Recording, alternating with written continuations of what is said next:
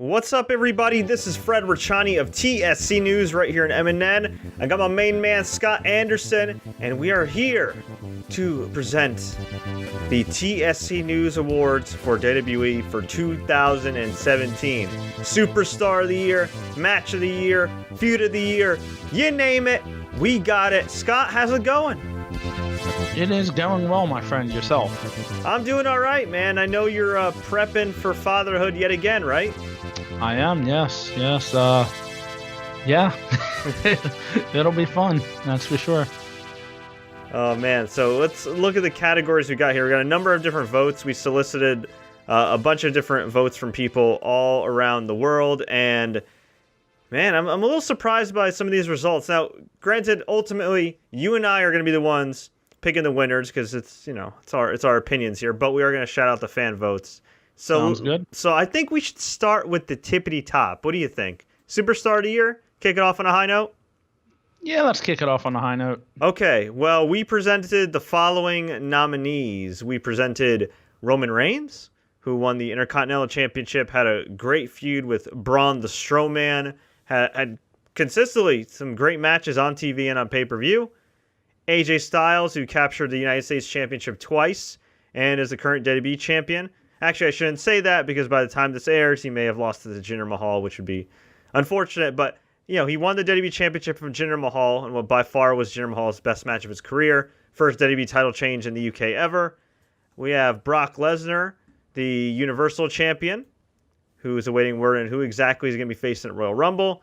Braun Strowman didn't win any titles this year, but showed significant improvement. A guy who got a lot better in the ring, a lot better on the mic, tremendous shape. Some memorable angles, including tipping over an ambulance with Roman Reigns in it, surviving a barrage of chairs. I'm sure there's some other moments of Braun Strowman I can't think of right now.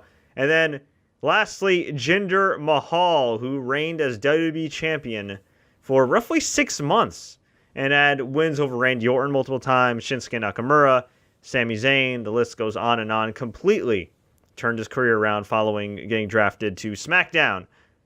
Scott, I'll toss it up to you first. Who you got for Superstar of the Year?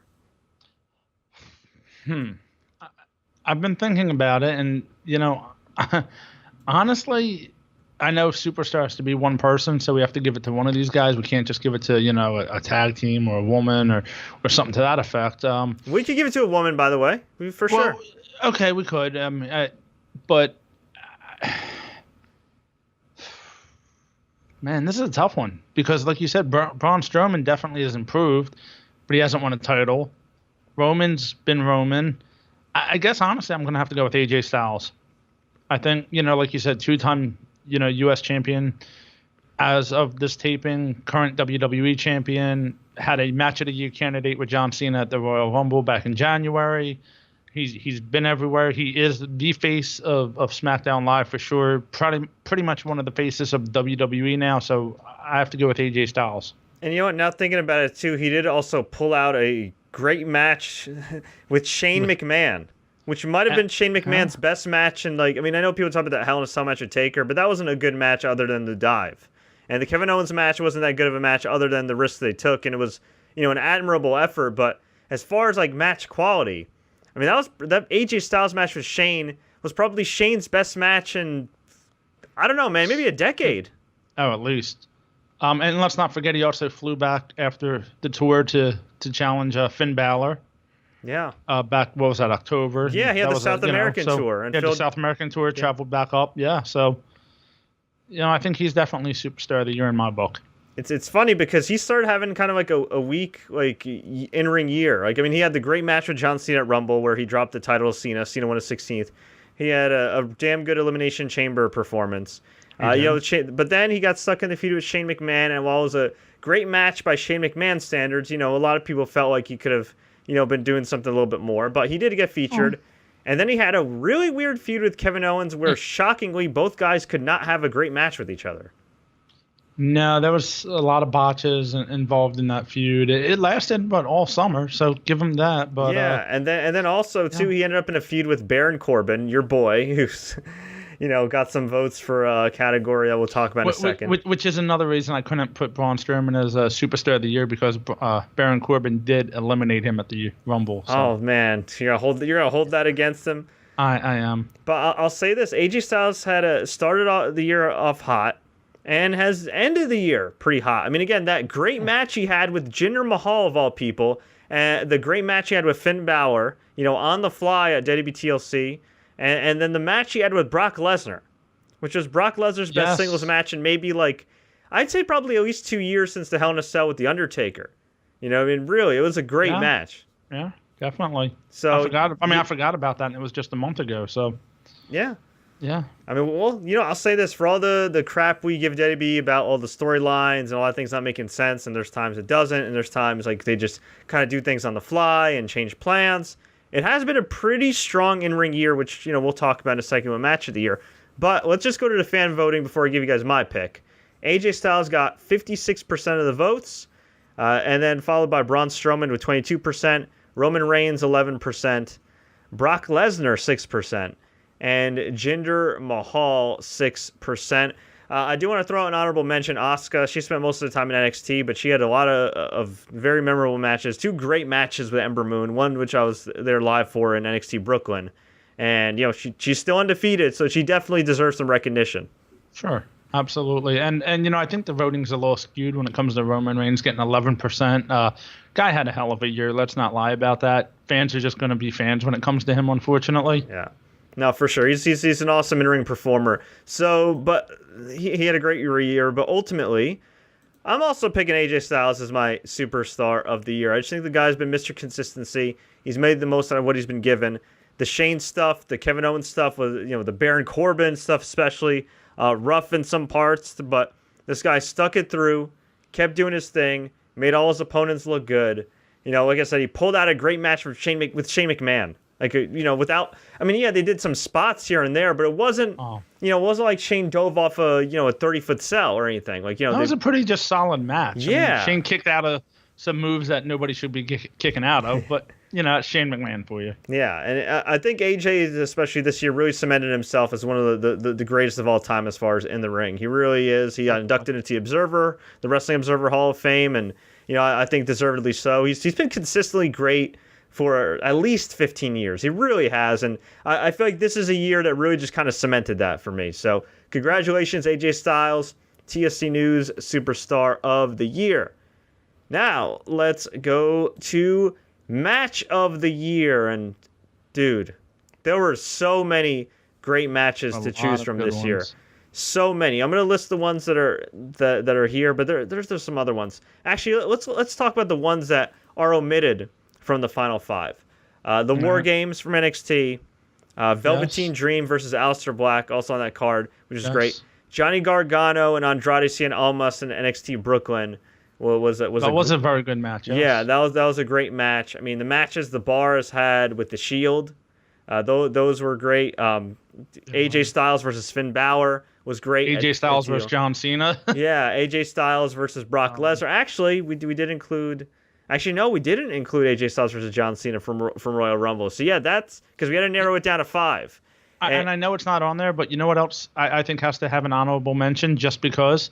Let's go back to WrestleMania, Brock Lesnar and Bill Goldberg. That was 5 minutes of pretty darn good. That was pure hell. What it was. And the fact that these dudes are not that young, especially Goldberg, and he took all those suplexes, and they he trained so hard for this match, and it was a great feud overall. Yeah, no, that was maybe the best 5-minute match of all time. I think, actually, I will say it was the best 5-minute match of all time. It was just excellent. But we had to narrow it down to 5. Here's the 5 we narrowed it down to.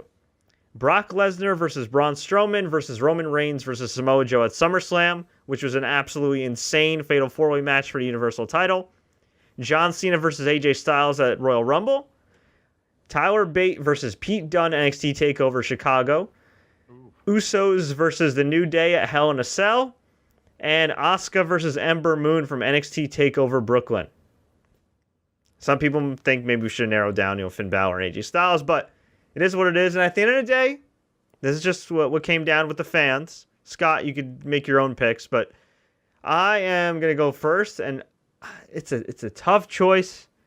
It really is. But I'm going to go with Lesnar, Strowman, Reigns, and Joe, which also won the fan vote with 40%. Coming in second was a tie between the Usos and New Day and Cena versus Styles, followed by Asuka and Ember Moon, and then Bate and Pete Dunne. But the reason I go with the Fatal 4-Way is because not only was it a great match and absolutely chaotic, it was not 1, not 2, not 3, but 4 guys who were pretty protected throughout the year, whose characters were booked super strong, legit badass dudes, all in one crazy-ass match. And you really didn't know who was going to win.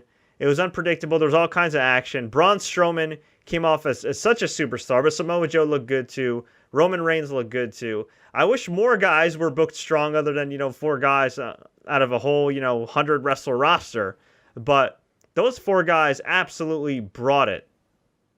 Yeah, no, I mean, you can't complain about that. I think pure wrestling wise, I would go, Pete Dunne, Tyler Bate. That probably was one of the best matches I've seen in a long, long time.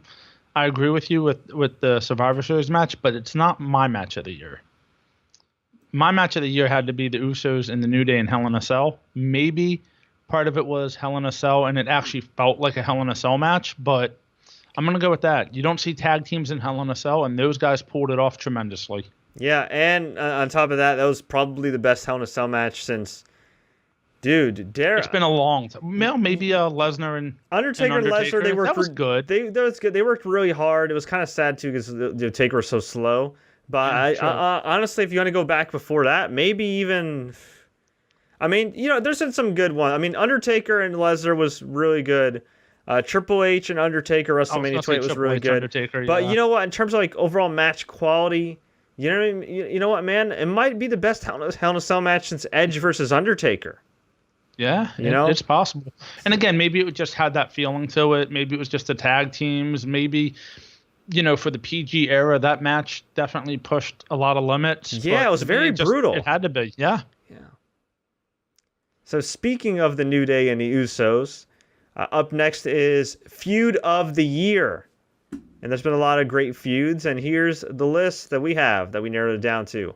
Goldberg versus Brock Lesnar, The New Day versus the Usos, Roman Reigns versus Braun Strowman, Asuka versus Ember Moon, and Aleister Black versus Velveteen Dream. Scott, who you got? New Day, Usos, 100% all the way. That feud lasted, it felt like 6 months. They had a great rap battle, which pushed a lot of limits, let's be honest. The Hell in a Cell match was great. They had numerous matches. To me, it's not even close. Yeah, I agree. I go with the Usos and the New Day. Promos in the ring, tremendous. But the fan vote was actually for Roman Reigns and Braun Strowman, overwhelmingly so. Roman Reigns versus Braun Strowman got 48%, followed by Aleister Black versus Velveteen Dream with 17%, which I think is a bit of an upset. Then it's a tie between New Day and Usos and Asuka and Ember Moon at 13%. And Goldberg versus Lesnar in last place at 9%. That was very surprising. Well, you got to keep in mind they only had one match, so the feud aspect of it was from 2016 as well. Yeah. Keep that in mind.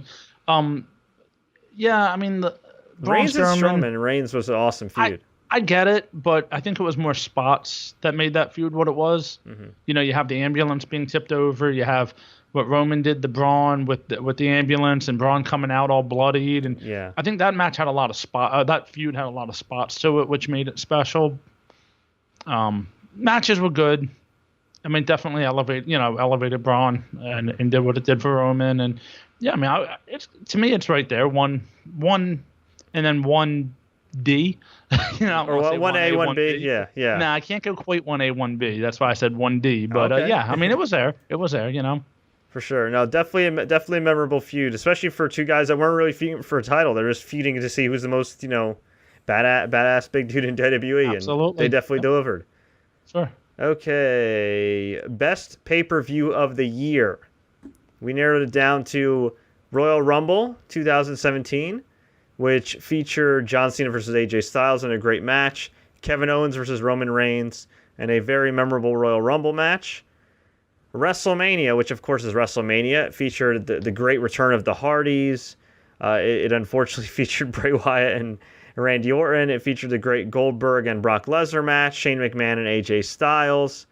More than likely, the last match for The Undertaker. Yeah, with Roman Reigns, although that wasn't that great of a match. But it was a memorable moment.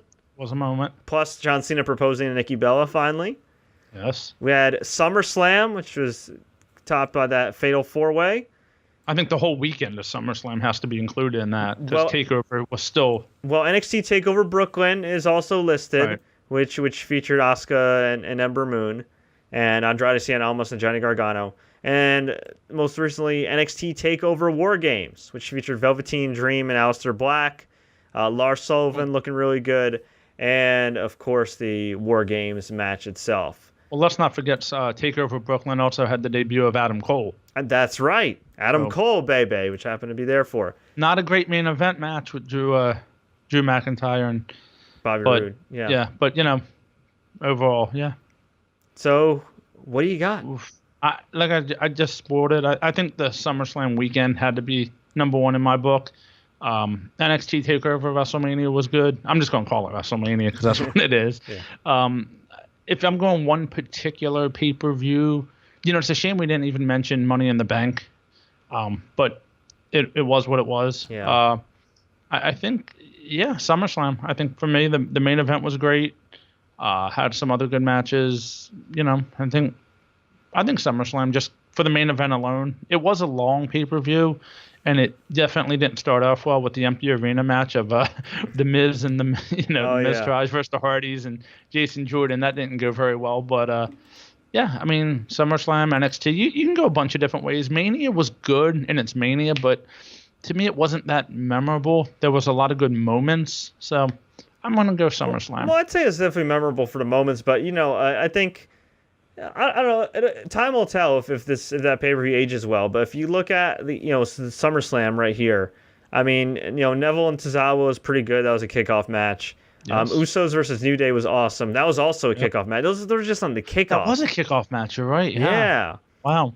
Yeah, which is crazy to think about. I think SummerSlam was the whole. You're right about like the whole weekend. Yeah, I mean the whole weekend was really good, but you also had some good stuff too with the Fatal 4-Way, as we mentioned before. AJ Styles and Kevin Owens, not a great match, but I'd say it was their best match because they had the Shane McMahon as the guest referee, and it set up Hell in a Cell, and really I think it was also enhanced by the Shield versus Cesaro and Sheamus. And I was just going to say that, that was back in August, and we're now going into January here in a couple days, and that's still going on. Yeah. Like, wow. Hey, they're having a great feud too. Maybe we should have listed them for feud of the year. The ring. The ring is pretty good, yeah. It is, yeah. Yeah. Yeah, as far as me is concerned, I'd say either summer. You know what?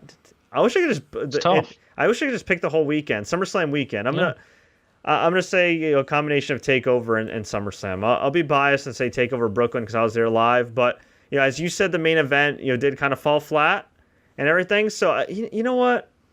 The only thing about SummerSlam itself was Jinder Mahal and Nakamura did not deliver at all. Yeah, I mean, and like you said, NXT TakeOver Brooklyn, the ending saved it. Yeah, I mean, I was there live. TakeOver that just happened was good. So yeah, NXT TakeOver War Games was great. It really was. But it was fresh in our mind too. I'm gonna go to NXT TakeOver Brooklyn. I was there live. I may be a little biased, but I think between the debut of Adam Cole, the re-debut of Bobby Fish and Kyle O'Reilly, the Asuka Ember Moon match is one of the best matches I've ever seen live, along with Gargano and Almas. Yeah, I'd have to go with NXT TakeOver Brooklyn. But the fans were split amongst WrestleMania and Royal Rumble, which is kind of surprising, followed by SummerSlam, followed by another tie with SummerSlam, War Games, and NXT TakeOver Brooklyn. So they were kind of a deadlock too. Yeah, I mean, again, I get it. The Rumble was great. It was cool that it was in the bigger, Alamo Dome this year. So that was cool. And, the Rumble match itself wasn't really anything special. No big surprises like they used to have, but it was good. The Cena AJ match was awesome. Again, long pay-per-views. That's the only issue WWE has right now. They're going into 7-hour pay-per-views basically. Yeah, so that makes it tough. True. Most overrated WWE superstar of the year. Now, before I read this list, 2 Trill for Life on YouTube was asking me, where's Roman Reigns' name on this list? Roman Reigns, for the most part, wasn't really involved in the whole title picture this year, and he had a lot of great matches, so I kept him off this list because I don't think he should be considered overrated. Now, maybe if he wins the Royal Rumble for a second time, and he's going into WrestleMania with Brock Lesnar, and he's not lighting the world on fire, then maybe he could earn the title of overrated, but really, he's a damn good worker right now. I'm enjoying the stuff he's doing. At the end of the day, this is our award show. And, with all due respect, buddy, I don't think Roman Reigns is overrated right now. I don't know if you feel the same way, but No, I don't think so. Okay. He's doing good. Okay, so here's who we narrowed it down to. Brock Lesnar, and some people may be surprised by that, but Brock Lesnar didn't really have that strong of like a singles run this year. He had the great Goldberg match for like 5 minutes. Mm-hmm. He had the great Fatal 4-Way, which he was a part of. But keep in mind with that Fatal 4-Way, he wasn't in a good 15 minutes. Exactly. They did an angle for him to stretch her out. Exactly. And then he had the great match with AJ Styles, but everybody has a great match with AJ Styles unless you're Kevin Owens. That's true. But that's pretty much all his matches. Yeah, but you look at you know what? You look at the 2 big Hoss matches, the big mean guy matches that look to be good on paper that didn't deliver. Brock versus Samoa Joe at Great Balls of Fire, and especially Brock versus Braun Strowman. Which, I know some people try to place some blame on Braun Strowman. I didn't place any blame on Braun Strowman for that match. I thought Braun did everything he could. There was a point in the match where I think Braun went for like a spine buster, and he hit it, and he left his arm out for Brock to lock in the Kimura, and either Brock forgot the spot or just decided not to do it, and it was just time stood still. It's weird. People complain about Braun being green and this and that, but in almost every big match he's been in this year, he delivered, ironically enough, against other than only against Brock Lesnar. Samoa Joe, he had a lackluster NXT run. He's been on the main roster this year. He's looked great in almost every match he's been in, except for the one with Brock Lesnar. I think the Brock Lesnar Samoa Joe match was too short. Again, it was 6 minutes. 6 minutes? There wasn't a whole lot you could do. The Strowman Lesnar match, it is what it is. You have 2 big guys. Lesnar, let's give the guy credit. He does put on a show when he has to, and it just some guys just don't have that chemistry. It's just that simple. I guess, but I think it's a layout too. And look, I'm not saying it's all Brock's fault and everything, but but backstage, Brock Lesnar and Paul Heyman are a pretty powerful entity, and he's the top guy, and I don't know. I think at the end of the day, I think it comes down to Vince McMahon as well. They've made his matches formulaic. Maybe I'm being a little too hard on Brock, but I don't know. He seemed a bit slower in the ring this year. I mean, he's obviously getting older, he's wear and tear in his body and everything like that. I don't know. I feel like after Goldberg, there's only so much you can do with them. Yeah, I think it's after Goldberg left, like his characters stopped being interesting. We kind of was just like, okay, Suplex City. We can only hear the same promo for so long from Paul Heyman, as great as he is. We can only see the same act for so long with Brock.